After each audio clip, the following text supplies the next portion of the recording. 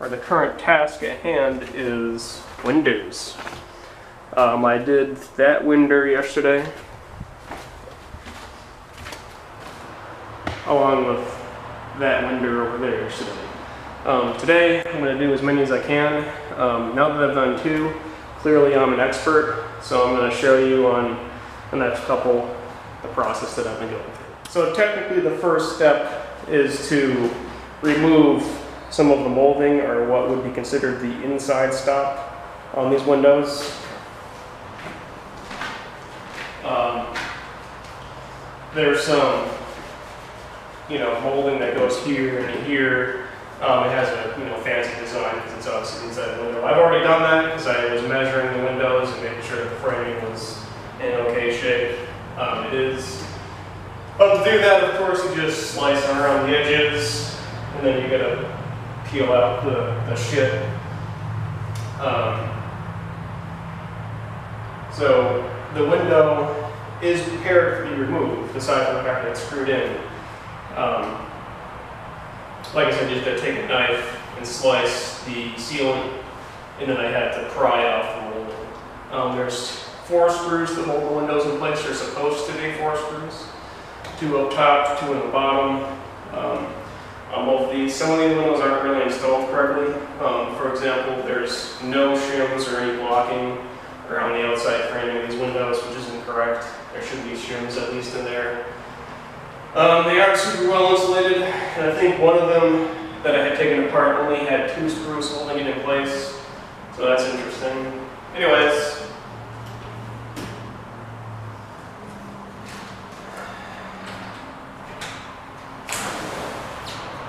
top first, I guess.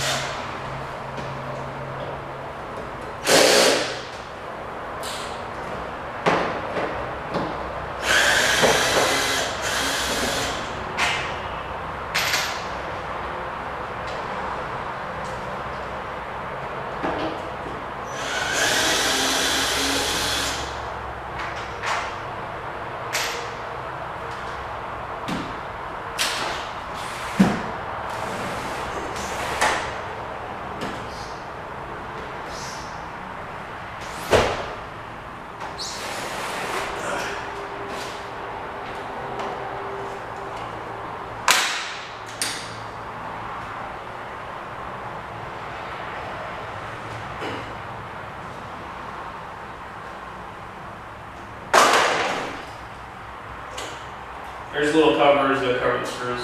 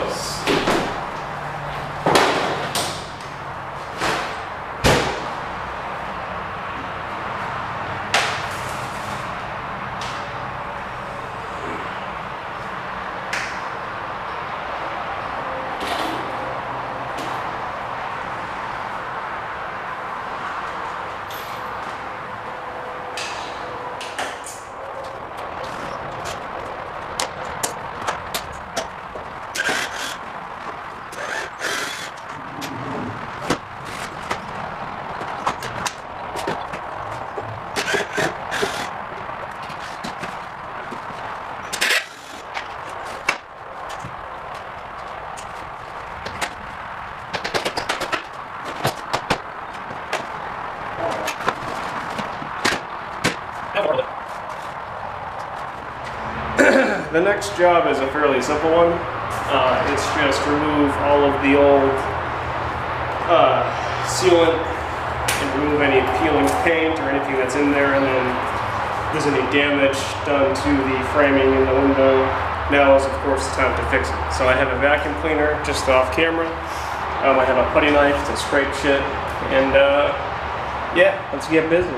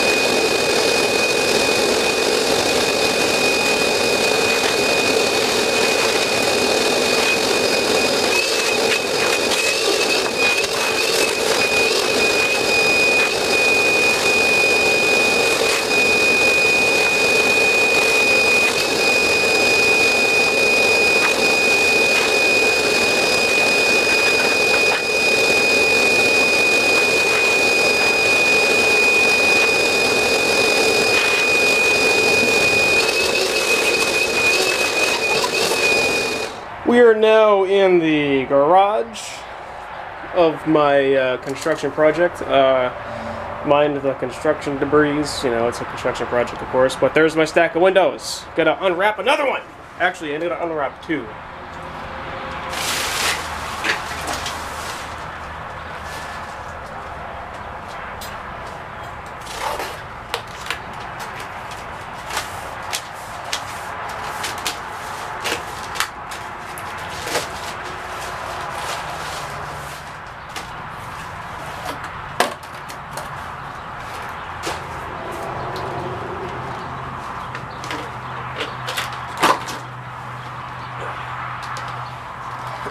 This is the header expander, and then this is the angle correction piece.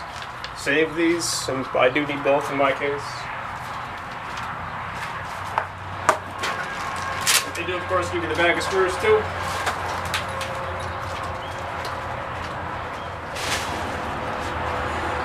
They are kind of heavy, but they're lighter than the old ones. So, just be forewarned, I guess. And away we go!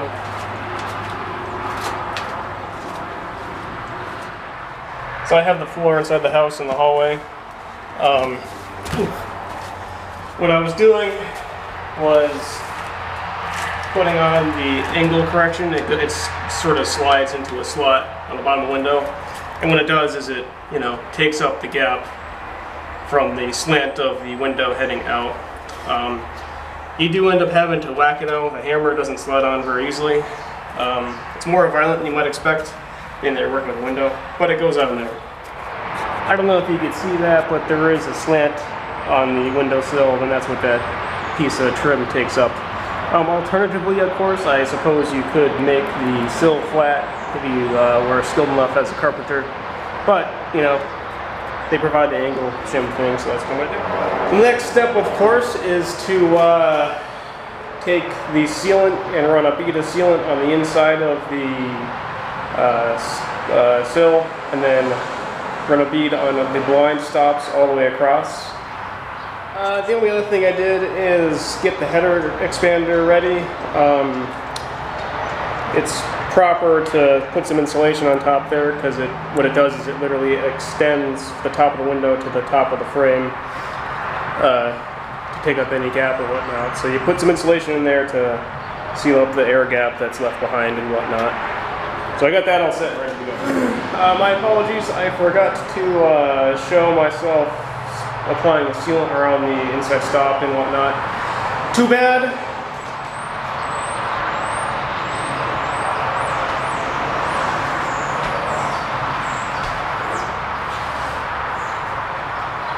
Being very careful not to scratch my floor.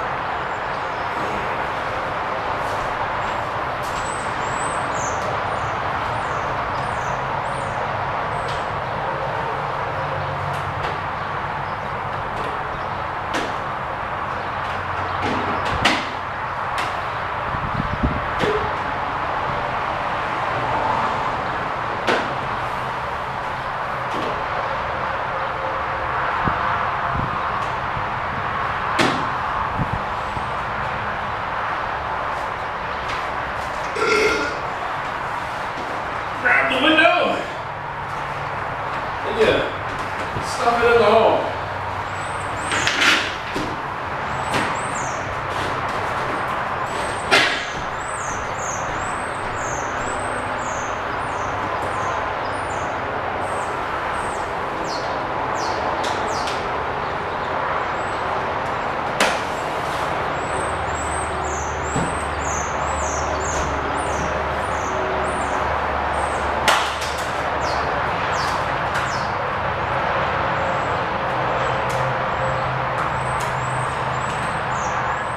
So you can see the header expander literally expands to the top of the frame.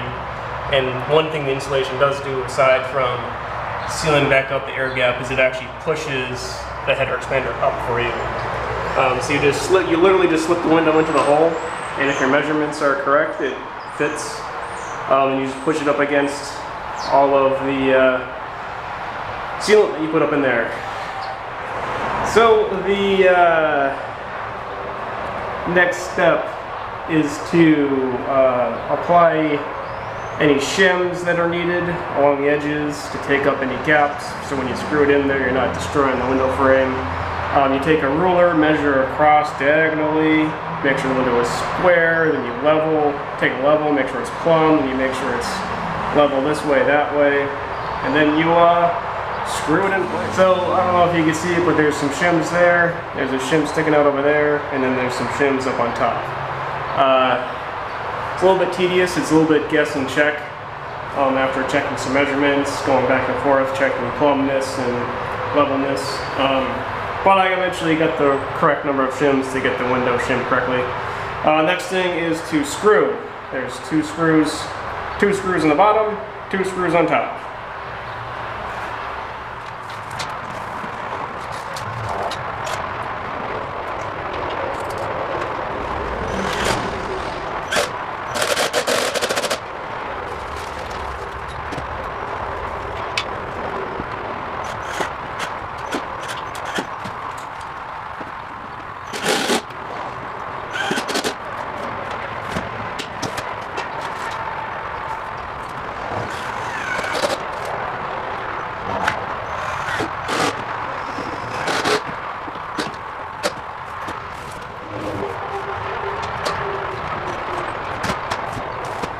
And just like that, there is a window. There is a slider adjuster about halfway up the window. You know, it depends on your installation, how you adjust that. But yeah, not for that one.